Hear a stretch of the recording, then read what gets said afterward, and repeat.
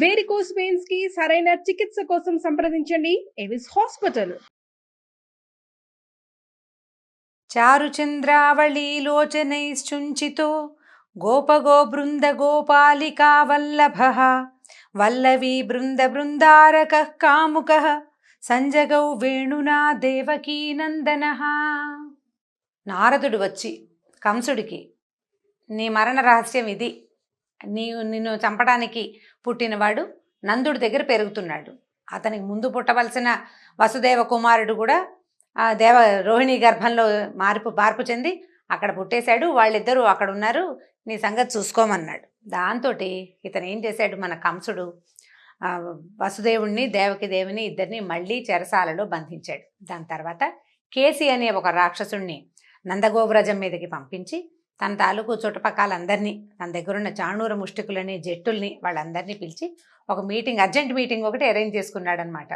ఏం చెప్తున్నాడంటే, నన్ను ఎదిరించడానికి ఇంద్రాదులకైనా శక్తి చాలదు, అయితే బలరామకృష్ణులనే ఇద్దరు చిన్నపిల్లలు నన్ను వధించటం కోసమే బృందావనంలో పెరుగుతున్నారు. నన్ను చంపుతామని బీరాలు పలుకుతున్నారు. వాళ్ళు ఏమనలా, ఈయన ఉద్దేశం చెప్పుకుంటున్నటువంటి భయంతో ఏం చెప్తున్నాడంటే, ఈ వింతగా ఉన్న ఈ మాటలు మనం ఒక పని చేద్దాము, జట్టిపోరు ఏర్పరుద్దాం, అంటే మల్ల యుద్ధపు పోటీలు ఏర్పరుద్దాము. మల్ల రంగానికి 4 వైపులా మంచలమరిస్తే పుర ప్రజలంతా వచ్చి చూస్తారు. నగరం 4 మూలలా ఈ మాట చాటించండి. తర్వాత చాణూరు ముష్టికులు ఇద్దరికీ చెప్తున్నాడు, మీ ఇద్దరు మల్ల యుద్ధంలో బ్రహ్మాండమైన చాతుర్యం ప్రావీణ్యం ఉంది, మీకు గొప్ప శౌర్య ప్రతాపాలు ఉన్నాయి, మీకు జట్టులలోనే అంటే ఈ మల్ల యుద్ధ వీరుల్లోనే జగజ్జట్టులనే పేరు కలిగి ఉన్నారు. కాబట్టి పట్టణ ప్రజలందరూ చూస్తుండగా ఆ రామకృష్ణులు ఇద్దరిని సంహరించి నాకు ప్రీతిగా కలగజేయండి. సంహరించడం అంటే ఓ పక్కన బాలురు అంటాడు, సంహరించడం అంటాడు, 2 పదాలు చూడండి వేరువేరువి. బాలురిని సంహరించడం ఏమిటి, నువ్వు జట్టివి ఇంకో జట్టిని తెప్పిస్తాను వాడిని సంహరించు అంటే ఒక రకంగా ఉంటుంది. పిల్లలు వస్తారు వాళ్ళని సంహరించు అని చెప్తున్నాడు. అక్కడి నుంచి మావటి వాడిని పిలిచాడు. ఈయన దగ్గర కువలయాపీడం అనే ఒక పెద్ద ఏనుగుందట, బ్రహ్మాండమైనది. అది కోపం వస్తే యముని కూడా ఎదిరించగలిగేంత పెద్ద ఏనుగు అనమాట. దాని పేరే కువలయాపీడం, అంటే భూమిని పీడించగలిగేది. కువలయము అంటే భూమి, అంత పెద్దది, నడగొండలాగా ఉంటుంది. ఆ మావటివాడు పరమ క్రూరుడట, ఆ ఏనుగుని నడిపేవాడు. వాడికి ఏం చెప్పాడంటే, నువ్వేం చేస్తావు, మన భవన ద్వార సమీపంలో ఉన్న అలాన స్తంభం దగ్గరికి వస్తారు వాళ్ళు, పిల్లలు వస్తారు కదా గోపబాలురు, వచ్చినప్పుడు నీ ప్రతాపాన్ని చూపించు. దీన్ని ఏం చేస్తావు, ఈ కువలయాపీడాన్ని బాగా అదిలించి వాళ్ళ మీదకి పంపించు, కువలయాపీడంతో తొక్కించి చంపేసేయాలి పిల్లల్ని అని చెప్తున్నాడు.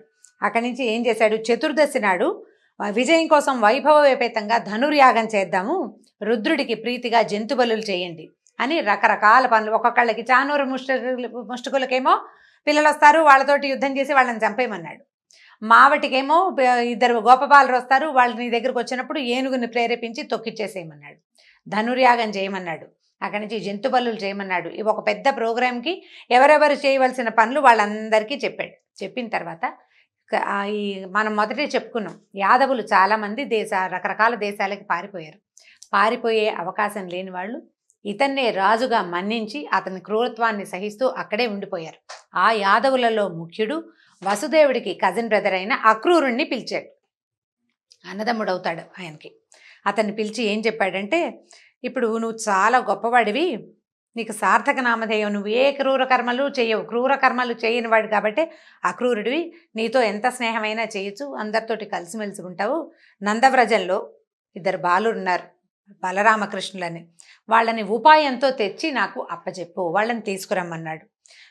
ఏంటంటే దేవతలు నాకు భయపడి వేడుకుంటే విష్ణువు ఈ వసుదేవుడికి కృష్ణుడుగా జన్మించాడని నేను ఒక ప్రథ విన్నాను, చాలామంది చెప్పుకుంటున్నారు అట్లా. కాబట్టి నువ్వేం చేస్తావంటే ఈ గోకులానికి వెళ్ళి ధనుర్యాగం చూడడం కోసం రమ్మని వాళ్ళని పిలుచుకురా, నందాదులైన గొల్లపద్దలకు చెప్పు. వాళ్ళందరూ ఏం చేస్తారు, ఏటా 6 నెలలకు ఒకసారి అట్లా కప్పం కట్టడానికి వస్తారు కదా, కప్పం కట్టవలసిన సొమ్మును చెత్తపుచ్చుకుని ధనుర్యాగం కూడా చూద్దురు కానీ రండి అని పిలువు వాళ్ళని అని చెప్పాడు. ఇంకా ఏం చెప్తున్నాడు, ఇప్పుడు నేనేం చేయదలుచుకున్నానంటే వాళ్ళిద్దరూ నన్ను చంపడానికి ఉద్యుక్తులుగా ఉన్నారు, వాళ్ళల్లో కృష్ణుడు నన్ను చంపేందుకే విష్ణువు కృష్ణుడుగా పుట్టాడన్నమాట నాకు తెలిసింది. కాబట్టి నా దగ్గర కువలయాపీడం అనే ఏనుగుంది, అది పెద్దది, చాలా పెద్దది, చీల్చి చెండాడుతుంది వాళ్ళిద్దరిని. ఒకవేళ చేయలేకపోయిందనుకో, వాళ్ళిద్దరిని ఏం చేయలేకపోయిందనుకో, చాణూరుడు ముష్టికుడు 2 ఉన్నారు, మంచి మల్లయుద్ధ విశారదులు వాళ్ళు. బల సంపదలో వాళ్ళు ప్రభంజనుడు కూడా వాళ్ళంటే గాలి కూడా వాళ్ళ పక్కన తీసుకట్టే. గాలికి కూడా అంత బలం లేదు, వీళ్ళకి అంత బలం ఉంది. బాహాబాహి బాగా అంటే జబ్బ యుద్ధంలో బ్రహ్మాండంగా ప్రతిభ కలిగిన వాళ్ళు ఎంత బలం ఉన్నా వీళ్ళది ముందు ఆగలేరు. చిన్నపిల్లలు పెద్దపిల్లల్లోని కాదు, బలశాలైనా వీడి ముందు ఆగలేరు. ఎట్లాగైనా పోరాటంలో కువలయాపీడని చంపలేకపోతే జాణూరు ముష్టికులు చంపుతారు. కాబట్టి ఈ బలరామకృష్ణులు ఇద్దరు నేలకూలంగానే వసుదేవుడు మొదలైనటువంటి ప్రముఖుల్ని హతమారుస్తాను. తర్వాత వృష్ణి భోజ దశార్హ వంశజులైన వీరులందరినీ చంపేస్తాను. వాళ్ళందరినీ అంటే తనకి శత్రుశేషం లేకుండా చేసుకుంటానని చెప్తున్నాడు. రాజ్యాభిలాష కలిగిన వాడు, ముసలివాడు, దుర్మార్గుడు అయినటువంటి మా నాన్నను కూడా చంపేస్తాను. మా పినతండ్రి అయిన దేవకుడిని కూడా తీసేస్తాను. అంటే దేవకిదేవి తండ్రి అనమాట. ఇంకా మిగిలిన శత్రువులందరినీ సంహరిస్తాను. జరాసంధుడు, నరకుడు, బాణుడు, శంబరుడు మొదలైన నా చెలికాళ్లతో, నా స్నేహితులతో కలిసి ఈ ధరావెల వలయాన్ని, భూప్రపంచాన్ని, భూమిని పరిపాలిస్తాను. నేను ధనుర్యాగం అనే మిష పెట్టుకుని నువ్వు తొందరగా వెళ్ళి వసుదేవుని కుమారులని తీసుకురా అని చెప్పారు. పగవారి గుట్టు భేదించాలి, విరోధుల్ని వృద్ధి కానివ్వకూడదు. రాజ లక్షణం అన్నమాట. పగవాళ్ల గుట్టు ఏమిటి, వాళ్ళ బలం ఏమిటి, ఏ రహస్యాన్ని వాళ్ళు దాచిపెడుతున్నారు, వాళ్ళు దేన్ని దాస్తున్నారో తెలుసుకోవాలి. తర్వాత వాళ్ళని పెరగనివ్వకూడదు.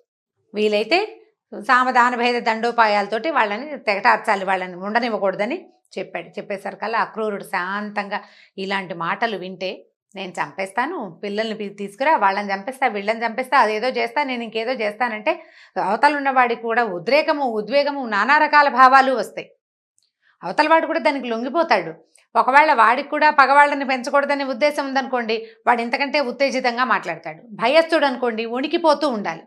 రెండు భావాలు చూపించిన ఇతనితో ప్రమాదమే. వీడు ఉద్వేగభరితుడై ఇతను కూడా ఇంకా జయ జయ అన్నాడా, వీడికి రెచ్చిపోతాడు కంసుడు.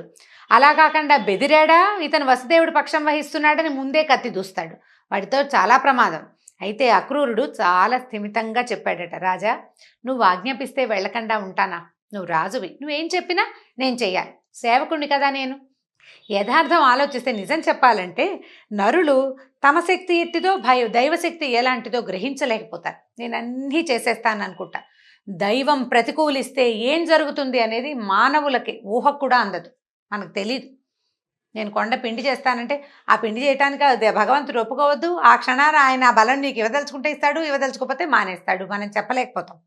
తమ బుద్ధికి తోచిన విధంగా పట్టుదలతోటి ప్రవర్తిస్తారు. కాదనేందుకు వీలే లేదు. విధి నిర్ణయం తప్పించడానికి ఎవ్వరి తరమూ కాదు. ఎందుకంటే నీ చావు తథ్యం అని చెప్తున్నాడండి. ఇందులో నిబిడీకృతమైనది ఏంటంటే నువ్వే స్వయంగా అక్కడెక్కడో పల్లెలో హాయిగా ఆడుకుంటూ కులాసాగా ఉన్న మహాపన్నగాన్ని రా రా అని పిలుస్తున్నావు నువ్వు. నీ వాక్యాలకు అర్థం అదే. నా శక్తి ఏమిటి, భగవంతుడి శక్తి ఏమిటో నీకు తెలియదు. పనిమాల దాని దారిని అది పోయే మహాపన్నగాన్ని పిలిస్తే ఏమవుతుంది, కాటేసిపోతుంది, ఇంక ఊరుకుంటుందా?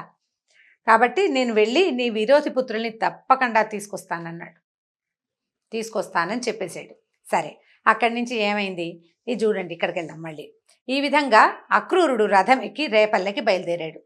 ఈ కంసుడు మిగిలిన వాళ్ళందరికీ సెలవిచ్చి అంతఃపురంలోకి వచ్చాడు. అంటే స్థిమితంగా ఉందన్నమాట. ఎవరికి చెప్పాల్సిన మాటలు వాళ్ళకి చెప్పేశాడు. పిల్లలు వస్తారు, వాళ్ళని చంపేయమని మొదటి వాడికి చెప్పాడు, వాళ్ళని ఇంకేదో చేయమని మిగిలిన వాళ్ళకి చెప్పాడు. ఈ వార్తలు, ఇలాంటి ఆజ్ఞలు ఇద్దరు ముగ్గురుతోటే ఆగవు. చూడండి, ఇప్పుడు మావటివాడికి చెప్పారు. ఆ మావటివాడు ఇంటికి వెళ్ళే దారిలో ఎంతమంది సైనికులు స్నేహితులు ఉంటారో, ఎన్ని జాతుల వాళ్ళు ఉంటారో వాళ్ళందరికీ వసుదేవుడి కుమారులు అక్కడెక్కడో పెరుగుతున్నారట, వాళ్ళిద్దరూ వస్తారట, వాళ్ళని ఏనుగుతో తొక్కించమన్నాడు అనగానే కంసుడి పక్షం వహించేవాళ్ళు, తమ రాజు గెలవాలని కోరుకునేవాళ్ళు తాము కూడా ఈ సంహారకాండలోకి పాలు పంచుకోవాలని ఉత్సాహపడతారు కదా. ఒకటి. అక్కడి నుంచి దైవాన్ని నమ్మేవాళ్ళు. కొన్నేళ్ల క్రితం కంసుడి మరణం తథ్యం, నువ్వు మరణిస్తావు అని ఆకాశవాణి చెప్పింది. తర్వాత కొంతకాలానికి చిన్నపిల్లని చంపబోతే అది పైకి ఎగిరి పైన 18 చేతులతోటి ప్రత్యక్షమయ్యి నాతోటే ఇంకొకడు పెరుగుతున్నాడని చెప్పింది. కాబట్టి వీడు చావు వచ్చేస్తోందనమాట అని ఉత్సాహపడి ఆ రాబోయే మృత్యుదేవత ఎంత సౌందర్యవంతంగా ఉందో చూడడం కోసం ఇంకొంతమంది సిద్ధంగా ఉంటారు. ఇట్లా ప్రచారం జరిగిపోతుంది. షాణూరు ముష్టికులకు చెప్తే వాళ్ళు ఎందుకు ఊరుకుంటారు? వాళ్ళ చుట్టుపక్కల ఉన్న వాళ్ళందరికీ వాళ్ళు చెప్తారు. ఈ మధురా నగరం అంతా అట్టుడికిపోయినట్టు అయిపోయింది. అందరికీ తెలుసు ఏదో జరగబోతోంది. ఆ రాబోయేవాడెవడు, బాలకుడు కంసుణ్ణి ఎట్లా వధిస్తాడో చూడాలనుకుంటున్నారు కొంతమంది. కంసుడు మా సామాన్యుడు కాదు, ఎంతమందో రాక్షసులతోటి ఉన్నాడు, కాలయవనుడి అంశ వీడు, కాబట్టి వీడే ఆ పిల్లాన్ని ఏదైనా చేస్తాడేమో, తర్వాత కంసుడే జయించాలి అని కోరుకునే శాతం కూడా ఉంది కొంత. వీళ్ళందరూ మంచి రెడీగా సన్నద్ధంగా ఉంటున్నారనమాట. అక్కడి నుంచి చూడండి, ఈ విధంగా చెప్పి ఈ విధంగా మాట్లాడిన తర్వాత అక్రూరుడు రేపల్లెకి బయలుదేరాడు. ఈయన వెళ్ళి అంతఃపురంలో రెస్ట్ తీసుకుంటున్నాడు.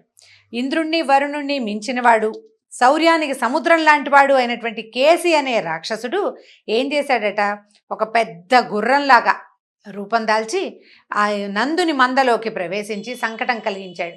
ఆవుల మందలో సడన్గా గుర్రం ప్రత్యక్షమైతే అలాగే ఉంటుంది, మిగిలిన కంగారు పడతాయి, ఏం జరుగుతుందో తెలియదు. దాన్ని సకిలింతలు, వాడి గిట్టలు నేల మీద తగులుతుంటే భూవలయం ఆదిశేషుడి పడగలకి బరువైపోయిందట. అంత బరువైన పదఘట్టనాలన్నమాట. దాని కాళ్ళు కిందకి పడుతూ ఉండేసరికల్లా భూమి అదిరిపోతోందట. అతని భీతి గొలిపించేటువంటి సకిలింతలు, గుర్రం సకిలిచ్చేసరికల్లా బెదిరిపోతున్నాయట గొడ్లన్నీ పాపం. ఆకాశంలో దేవతలు కూడా ఒకళ్ళనొకళ్ళు గట్టిగా పట్టుకున్నట్టు, అమ్మో ఇంకేదో అయిపోతుందని జూలు అటు ఇటు ఆడిస్తుంటే మేఘాలు ఎగిరిపోయి ఈ దేవతల విమానాలను కొట్టేస్తున్నాయట. అంత విపరీతమైన శక్తిలో ఉన్నాడనమాట. అక్కడి నుంచి అతను నోరు తెరిస్తే పళ్ళు ఎలా మెరుస్తున్నాయంటే అగ్నిజ్వాలల్లాగా మెరుస్తున్నాయట పళ్ళు, తోక యమపాసంలాగా కనపడుతుంది.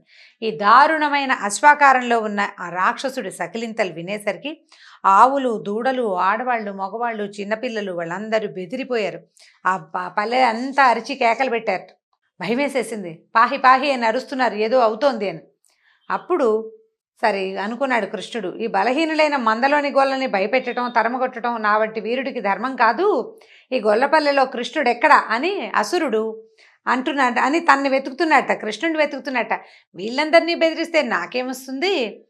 అసుర హంత అయినవాడు, రాక్షసుల్ని చంపగలిగేవాడైనటువంటి కృష్ణుడు ఎక్కడున్నాడు అని ఆ గుర్రం వెతుకుతోందట. ఈయన ఏం చేశాడంటే ఇంకా అటు ఇటు వెళ్తుంటే ఈయన అన్నాడు, ఇంకా నువ్వు వెళ్ళలేవు ఎక్కడికి అని చెప్పేసి, రా రా నా వైపుకి రా అని ఒక పక్కగా నిలబడి పిలిచాడట. పిలిచేసరికల్లా వీడేం చేశాడు, ఈ రాక్షసుడు పెద్దగా నోరు తెరిచి ఒక్కసారి మీదకి దూకేట. గుర్రం గాలిపై దూరం నుంచి దూకితే ఎంత పెద్ద దెబ్బ తగులుతుందోనండి.